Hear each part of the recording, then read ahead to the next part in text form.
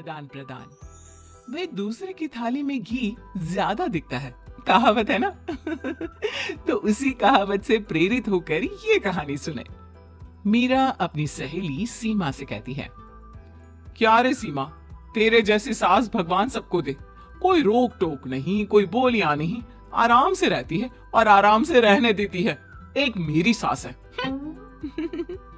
माना कोई रोक टोक नहीं है, लेकिन दूसरी कई परेशानियां हैं जो मेरी सास के साथ है, तू नहीं समझेगी।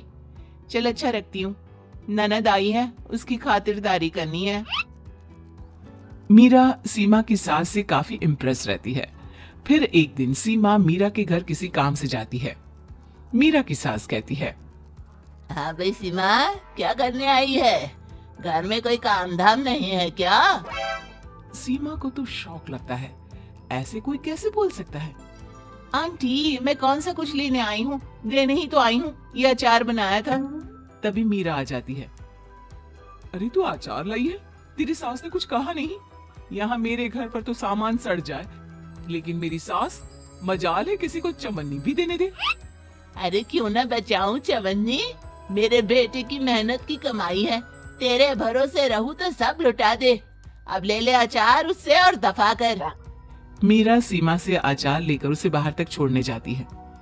अरे यार, तेरी सास तो बहुत अच्छी है। क्या बात कर रही है? कितनी तो बेइज्जती करती तेरी, लेकिन फिर भी तुझे मेरी सास अच्छी लगी।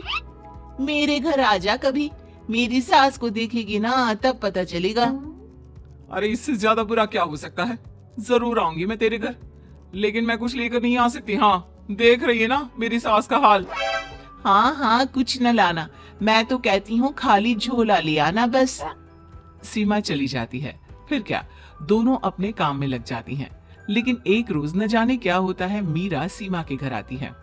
सीमा की सास कहती है, अरे सीमा, देख तो कौन आया है, तेरी सहेली मीरा।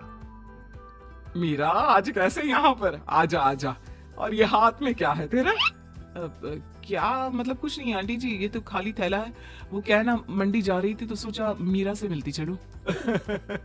अरे काहे को मंडी जाना, कल ही मेरा बेटा सब्जी लेकर आया है।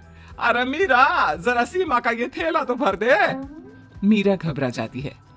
अरे नहीं नहीं माँ जी, बिल्कुल नहीं, मैं कुछ नहीं ले सकती। हम लोग ना अलग सब्जियां खाते हैं। खैर, मीरा सब्जी तो नहीं लेती, लेकिन सीमा की सास तो न जाने क्यों कद्रदान हुई रहती है।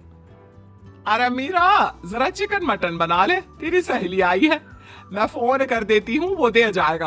और सुन, मिर्च जरा तेज कर देना। लेकिन मीरा तीखा नहीं खाती है माँ जी। अरे खाना चाहिए, अब सीसी करेगी ना तो नाक का सारा कचरा भी निकल जाएगा। हाय रे, कितनी अच्छी है तुम्हारी सास।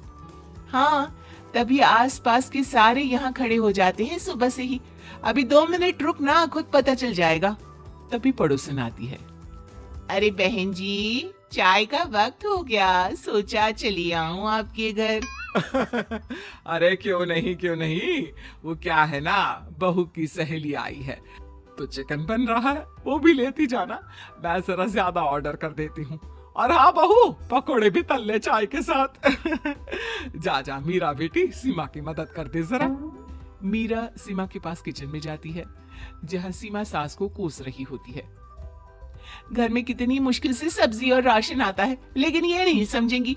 अरे पिछले महीने भी 2 बार राशन लाना पड़ा था, लेकिन ये है कि सच्ची यार, फिर भी तू लकी है, तेरी सास कम से कम मेरी सास की तरह तो नहीं है। मीरा कुछ देर रहकर वहां से चली जाती है। दोनों बहुएं किसी तरह सास के साथ दिन काट रही थी कि एक दिन सीमा कहती है, नहीं नहीं माँ जी, बस करिए, तंग आ गई हूँ मैं आपसे। मैं अब आपके साथ नहीं रह सकती। एक बार, बस एक बार आप मेरी सहेली मीरा की सास की तरह बनकर देखिए। अरे कितनी अच्छी इंसान है वो, कितना सोचती है घर के लिए। दूसरी तरफ मीरा, माँ जी कैसी हैं आप? कुछ तो सोचा करिए, समाज नाम की भी कुछ चीज होती है। बस एक बार मेरी सहेली सीमा की सास की तरह बनकर देखिए। अरे कैसे जी जाती है जिंदगी, उन्हीं से पता चलेगा। दोनों की सास को आता है गुस्सा। अरे भाई, कोई छोटे बच्चे तो है नहीं जो किसी के साथ तुलना कर दे और वो कुछ ना कहे। मीरा की सास कहती है, मुझे तो सीमा के पास ही छोड़ा। सीमा की सास कहती है, तू ना मुझे मीरा के पास ही छोड़ दे। दोनों एक दूसरे से सलाह करती हैं और सासों का किया जाता है आदान प्रदान यानी एक्सचेंज। अगली सुबह मीरा की बदली हुई सास। अरे मीरा, मेरी बेटी आ रही है। मीरा को तो आदत थी कि घर का कोई भी आए दमड़ी ना निकले, ना कुछ बनाना ना कोई लेन देन। अच्छा माँ जी ठीक है, कोई बात नहीं। अरे कैसा कोई बात नहीं, अरे लाओ 16 तरह के पकवान और ननद को देने के लिए सीधा निकालो। सीधा समझती हो ना, देना लेन देन। अरे माँ जी कैसी बात कर दी, इस घर में जो कोई कुछ भी ले आए, लेकिन मजाल है घर की चवन्नी भी कहीं चली जाए। अरे ये तो परंपरा ही नहीं है इस घर की। बाकी खाना हो तो रोटी दाल बना देती हूँ। रोटी दाल तो मेरी बेटी दुख में भी नहीं खाती, तो मायके में क्यों खाए। मैं अभी चिकन मटन पनीर और दाल ऑर्डर कर रही हूँ, सब बना देना। लेकिन मेरी तो आदत ही नहीं है इतना सारा खाना बनाने की। नहीं नहीं माँ जी, मुझे तो माफ करें। अरे कैसी बात कर रहे हैं, तेरी सास की बेटी नहीं आती थी क्या? आती थी ना, खूब आती थी, लेकिन मजाले की सास कुछ एक्स्ट्रा कर दे। माँ जी देखिए मेरी तो ये आदत नहीं है। दूसरी तरफ सीमा। माँ जी वो मेरे मायके से लोग आ रहे हैं, तो मैं जरा उन लोगों के लिए कुछ बना लेती हूँ। क्यों क्यों बना लेती हो? दाल रोटी बनी है ना, साथ में अचार रख देना। वैसे आ क्यों रहे हैं बेटी के घर?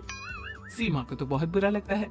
कहाँ तो उसकी सास पड़ोसी के कुत्ते को भी घी की रोटी खिलाती है, और कहाँ ये मीरा की सास जो उसके मायके वालों के लिए सूखी रोटी अचार रख देने की बात कर रही है। वो मेरी भाभी आई है ना, नई नई, तो शादी के बाद भाई पहली बार आ रहा है। हाँ तो उन लोगों को बोल दो, हमारे घर का रिवाज है सास के लिए 10 साड़ी हार और सजावट का सामान लेकर ही आना, समझे? सास तो बोली जा रही थी, लेकिन सीमा को कुछ समझ में नहीं आ रहा था कि वो क्या करे। सीमा का पति। अरे सीमा क्या हो गया, तुम्हें तो माँ से बिल्कुल ऑपोजिट चाहिए थी ना। कहाँ माँ हर किसी के आओ भगत में तुम्हें लगा कर रखती थी, लोगों से खूब मिलती, घर का सामान बांटा करती थी। अरे याद है ना, तुम्हारे घर वाले आते थे एक पैकेट लेकर और जाते थे पूरे 10 थैले के साथ। अब आएंगे 10 पैकेट लेकर और जाएंगे खाली हाथ। सही है। नहीं नहीं, मुझे नहीं चाहिए ऐसी सास, ये सब तो मुझे पता ही नहीं था। सीमा घबराकर मीरा की सास को लेकर उसके घर जाती है, जहाँ मीरा। सीमा ले जा अपनी सास भाई। हाँ हाँ, मैं भी तेरी सास वापस ही देने आई हूँ। चलो मम्मी जी, मेरे लिए तो आप ही सही हो।